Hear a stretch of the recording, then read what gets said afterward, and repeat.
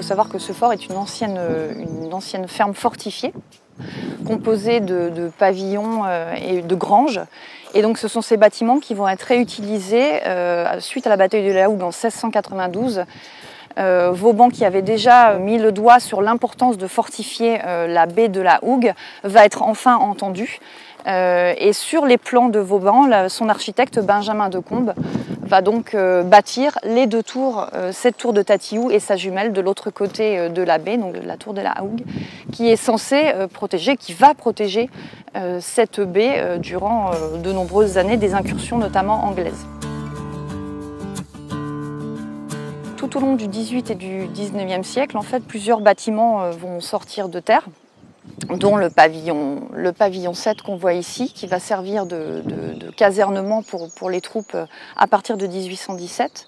Donc on a un gros remaniement dans les années 1860 de cette enceinte. En fait, toute la fortification est remplacée par un système de bastonnage sur les plans de Vauban qui sont très tardivement finalement mis en place et exécutés. Donc avec un système de douves qui se remplissent d'eau de mer.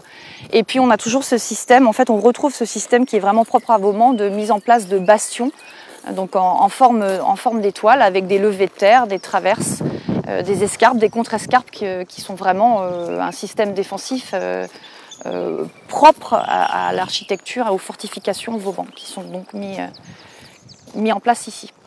Donc ensuite, une poudrière est construite au milieu de ce terre-plein. Donc là, on ne la voit pas, elle est complètement protégée par une butte de terre qui va être installée dans les années suivantes. On va dans les années 1887 sur un modèle serré des rivières. Donc en fait, c'est pour protéger les poudrières des évolutions et de l'artillerie qu'on les protège de cette façon-là. Donc pour dresser un tableau rapide de ce qu'est l'île à la veille de la Seconde Guerre mondiale, en fait est installé sur l'île Tatiou un aérium qui s'appelle l'Ermitage de Tatiou, qui est installé ici depuis 1925. C'est en fait une école de plein air qui accueille des enfants chétifs qui sont scolarisés à l'année et qui bénéficient des bienfaits de l'air marin. Ils occupent vraiment l'ancien lazaret qui a donc été construit en 1722 suite à l'épisode de peste qui a sévi à Marseille l'année d'avant. Mais finalement, l'Ermitage récupère assez rapidement l'enceinte, le fort de Tatiou qui a été démilitarisé juste après la Première Guerre mondiale. Et elle y installe les animaux d'une petite exploitation agricole et utilise les casernes comme dortoirs pour loger les enfants des colonies estivales qui vont être jusqu'à 200 enfants par été. Donc juste avant la déclaration de la guerre, de février à juin 1939, ici dans ce fort vont être accueillis également des réfugiés de la guerre d'Espagne. On comptera jusqu'à 450 femmes, enfants et vieillards qui sont donc hébergés ici dans la caserne 6 et 7, mais également dans l'infirmerie du lazaret pour ceux qui étaient malades. Donc lors de l'invasion de la France en mai-juin 1940, les Allemands occupent Saint-Va à partir du 9 juin 1940. Un système défensif commence alors à se mettre en place le long des côtes de la Manche, mais c'est vraiment à partir du printemps 1942 que la fortification des côtes de la mer du Nord, la Manche et de l'Atlantique s'intensifie, avec la mise en place progressive en fait, du mur de l'Atlantique. Donc c'est vraiment à ce moment-là que l'île est complètement réquisitionnée, en avril 1942. Les pensionnaires de l'aérium sont envoyés au château de Belleval près de Coutances et le fort de Tatiou intègre désormais le système défensif du mur de l'Atlantique.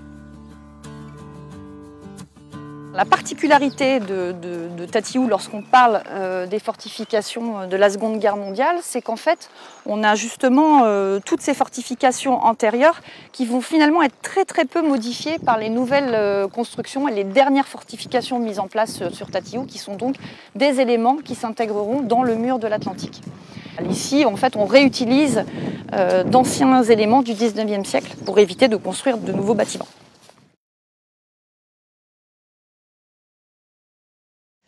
On conserve en fait le système défensif qui a été adopté dès la fin du XVIIe siècle et en fait on dispose des casemates où étaient les anciens bastions.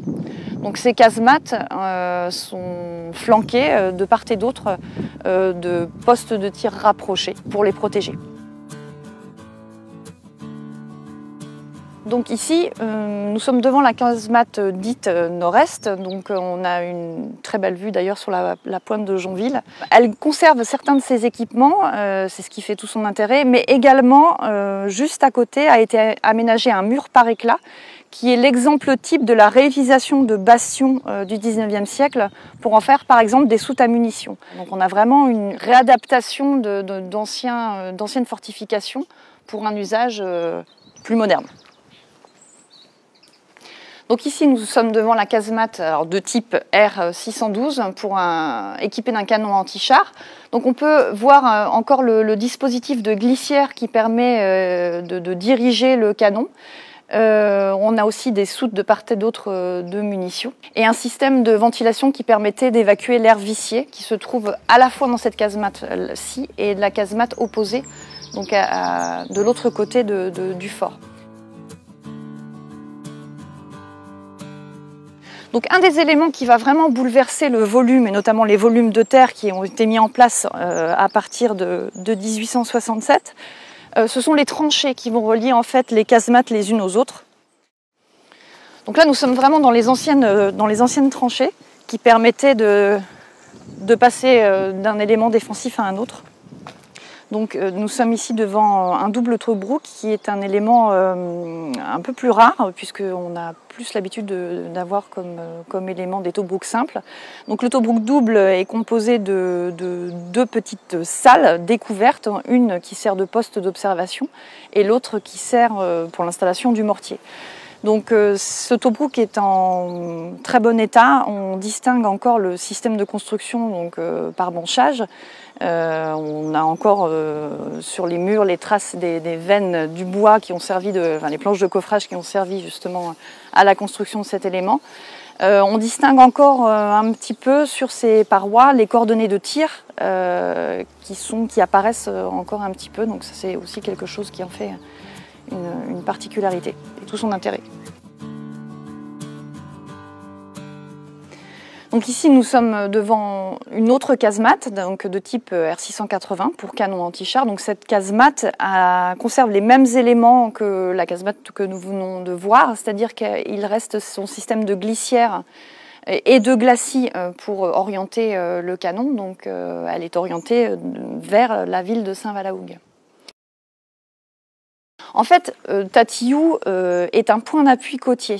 Lorsque, en 1942, s'accélèrent les fortifications donc, des côtes de la Manche, de la mer du Nord et de l'Atlantique, dans un contexte effectivement plus vaste des fortifications des côtes de la Norvège jusqu'à la frontière franco-espagnole, il y a la mise en place d'énormément de casemates le long des côtes, de points d'appui forts dans les ports, puisque Hitler est persuadé que le débarquement aura lieu près d'un port important qui permettra le débarquement des hommes et du matériel. Mais on a également des points d'appui côtiers. Donc cet ensemble couvre la rade et protège le port. En fait, on a un système défensif qui est exactement le même que celui mis en place par Vauban, avec les deux tours Vauban et la redoute de l'église de Saint-Valahougue qui couvre complètement la baie de la Hougue et qui protège la ville et le port. Alors, au matin du débarquement, le 6 juin 1944, le fort de Tatillou est la cible de navires de la flotte alliée en approche d'Utah Beach, et notamment de l'USS Tuscaloosa qui a pour mission de rendre inopérante un ensemble de batteries côtières avant le débarquement des hommes, dont le fort de Tatillou. Donc l'attaque débute bien évidemment avant le débarquement des hommes, vers 5h53, à l'aide de canons de calibre 127 mm. Donc l'USS Fitch, qui est un autre navire, constate que des répliques proviennent du fort, donc le bombardement durera plusieurs heures. A priori, plus de 100 obus ont été tirés, donc ça c'est ce qu'on a effectivement retrouvé dans les archives militaires américaines. Donc quelques jours plus tard, le 10 juin 1944, en toute fin de journée, le fort de Tatillou, tout comme la station radar et la batterie côtière de Saint-Valahougue, sont les cibles de chasseurs bombardiers américains qui sont en constante maraude avant la prise de Cherbourg. Dans la nuit du 19 au 20 juin, les troupes allemandes désertent Tatillou et Saint-Valahougue. Donc on constate alors que les dégâts sont très importants. Les casernes de l'ancienne ferme fortifiée et les pavillons du fort sont complètement éventrés. Donc Saint-Malahougue est libéré le 21 juin 1944. Le port là, est vraiment rapidement dégagé pour permettre le déchargement des équipements, des vivres ou du carburant qui ravitailleront les forces américaines dans le Cotentin en attendant la libération et la remise en fonctionnement du port de Cherbourg. Donc l'île, à ce moment-là, est occupée par une section d'artillerie américaine qui commence le déminage du fort. Donc le déminage se termine en 1946. Rapidement, Camille Belliard, qui est le nouveau directeur de l'association Les Amis de Tatiou, s'installe sur l'île et après une remise en état sommaire des locaux, l'Aérium ouvre à nouveau ses portes en juin 1947. L'établissement se transforme en 1948 en centre de rééducation, tout en maintenant l'organisation d'une colonie pendant les vacances scolaires.